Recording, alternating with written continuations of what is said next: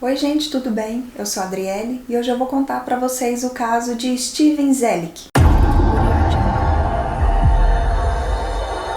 Steven Zellick nasceu no dia 29 de outubro de 1961 nos Estados Unidos. Não encontrei informações sobre os seus pais na internet. O que se sabe é que eles eram pessoas comuns, trabalhadores e modestos. A família vivia em Milwaukee, no estado de Wisconsin, uma cidade tranquila no meio-oeste americano. Na infância, colegas e professores do Steven o descreveram como um garoto quieto, reservado e, em alguns momentos, até um pouco tímido. Ele não era uma criança particularmente popular, mas também não chamava a atenção por ter problemas disciplinares. Ele tinha como hobbies colecionar moedas, ler sobre investigações policiais e, desde bem jovem, já demonstrou um certo fascínio por histórias de crimes reais e autópsias. Esses interesses foram um gatilho para que o Steven decidisse seguir carreira como policial. Em 1989,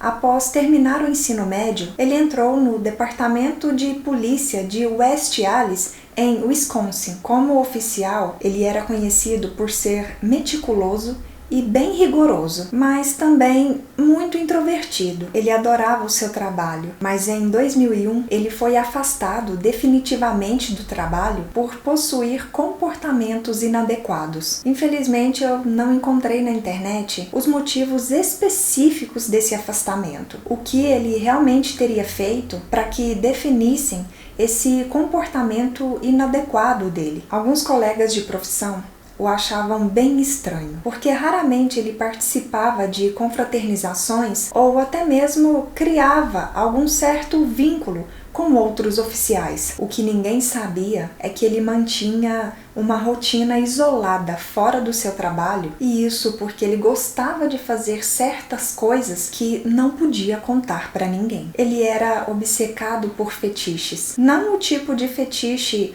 consensual e seguro praticado entre dois adultos conscientes, mas sim uma fixação doentia por controle absoluto, submissão forçada e, principalmente, morte durante o ato sexual. Ele frequentava fóruns underground desse assunto na internet, e era lá que ele procurava por mulheres que eram interessadas em submissão. Essas mulheres só não sabiam que, na verdade, ele tinha um objetivo secreto: transformar essas fantasias em crimes reais. Foi assim que, em agosto de 2012, o Steven conheceu uma jovem que morava no estado do Oregon, de nome Jenny Gamis, que na época estava com apenas 19 anos de idade. A jovem era extrovertida e curiosa sobre esse universo de fetiches, mas ainda era bem inexperiente. Os dois então começaram a conversar online. O Steven se apresentou como um mestre dominador experiente, alguém que poderia ensinar para Jenny tudo o que ela queria saber sobre submissão. Seduzida por essa fantasia, a jovem aceitou encontrá-lo pessoalmente apenas alguns dias após terem se conhecido online. O encontro aconteceu em um hotel em Wisconsin, mas o que era para ser somente um jogo de dominação e submissão se transformou em algo bem diferente. O Steven estrangulou a Jenny até que ela perdesse a vida enquanto eles estavam no ato sexual. E em vez de pedir ajuda ou até mesmo confessar ter tirado a vida dela, o Steven guardou o corpo em uma mala e deixou ela escondida em sua casa por quase um ano. Em novembro de 2013, o Steven repetiu o padrão. Dessa vez, a sua vítima foi uma jovem de nome Laura Simmons, que na época estava com 37 anos de idade e morava em Minnesota. Ela também compartilhava desse mesmo interesse por fetiches, e ele também a conheceu na internet. Foi tudo exatamente como aconteceu com a Jenny. Depois de alguns dias de conversa online, eles marcaram de se encontrarem em um motel. A Laura também foi estrangulada durante o ato sexual até que perdesse a sua vida. E assim como fez com a Jenny, o Steven colocou o corpo da Laura em uma segunda mala e a levou para sua casa. Por mais que ele deixasse essas malas bem escondidas, em um lugar que era ventilado, chegou um ponto em que o cheiro começou a incomodar. Por isso o rapaz teve a ideia de colocar as duas malas no seu carro para levá-las até uma estrada rural no condado de Walworth, em Wisconsin, para abandoná-las por lá. No dia 5 de junho de 2014, algumas pessoas que estavam em situação de rua passaram por esse lugar onde ele tinha abandonado essas malas e eles perceberam que daquelas malas que estavam jogadas na estrada, vinha muita mosca. Por isso, essas pessoas decidiram chegar mais perto, abrir essas malas para ver o que tinha lá dentro que estava atraindo essa quantidade de mosca. Só de abrir um pouquinho uma dessas malas, uma dessas pessoas percebeu que o que tinha lá dentro não era algo certo e por isso nem terminou de abri-las. Chamou a polícia. A polícia então foi até o local e assim que eles abriram essas malas, encontraram os dois corpos em estado avançado de decomposição. O mais decomposto dos dois corpos estava parcialmente escondido em sacos de lixo de plástico preto. As mãos desse corpo estavam amarradas atrás das costas e ele também estava nu. O outro corpo estava com uma corda enrolada no pescoço, uma mordaça sexual presa na boca, uma coleira e ele também estava nu. Essa descoberta horrível deu início a uma investigação urgente para identificarem as vítimas e também encontrarem a pessoa que tinha cometido esses crimes, que inclusive na época ficou conhecido na mídia como o assassino da mala. A família da Laura tinha comunicado para a polícia sobre o seu desaparecimento alguns meses antes de encontrarem esses corpos. Fizeram então uma comparação com os seus registros dentários e rapidamente foi confirmado que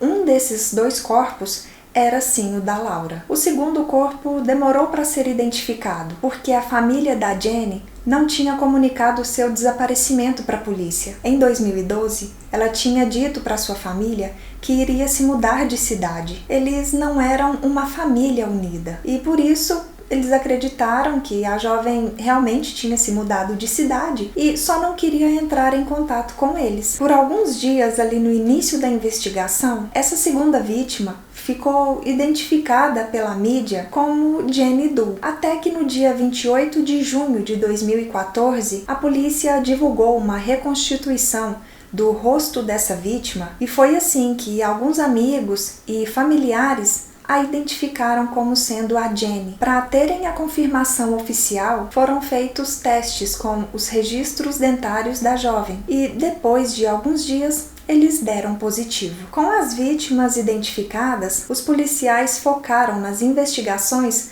para descobrir quem tinha cometido esses crimes. Eles olharam imagens de câmeras de vigilância e registros de hospedagens de hotéis na região onde essas malas tinham sido encontradas. Dessa forma, foi possível identificar os hotéis em que as duas vítimas tinham se hospedado pela última vez antes de desaparecerem. Nos dias em que elas estavam hospedadas nesses hotéis, teve uma pessoa que, estranhamente, estava hospedado nesses hotéis, ao mesmo tempo que a Jenny e a Laura estavam, e essa pessoa era o Steven. Os policiais então localizaram seu endereço e foram até lá para conversar com o rapaz, para saber se ele conhecia essas duas jovens ou se ele tinha visto algo de incomum nos dias em que ele estava nesses hotéis. O Steven, quando viu que era a polícia, os atendeu com muita simpatia e, sem muitos rodeios,